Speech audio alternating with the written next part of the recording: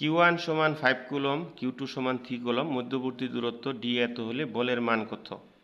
তাহলে আমরা জানি F সমান K into Q1 Q2 by d square. তাহলে K এর মান হলো 10 into 9 into 10 to the power 9 into 10 to the power 9 newton metre square per coulomb square. আর Q1 এর মান কত? 5, আর Q2 এর মান 3, ডির মান হলো 0.250।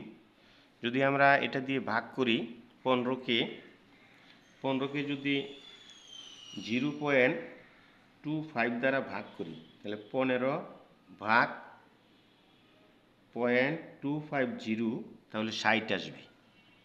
তাহলে 60 into 9 10 to the power 9 newton metre square per coulomb square. তাহলে 60কে যদি গুণ দিই তাহলে হবে 6 নং 54 ইন্টু 10 টু দি পাওয়ার 9। তাহলে এটাকে আমরা লিখতে পারি 5 ইন্টু 40। তাহলে এনে দুইটা 10-এর বৃত্তি বেড়ে গেছে 10 টু দি পাওয়ার 11 নিউটন। ধন্যবাদ।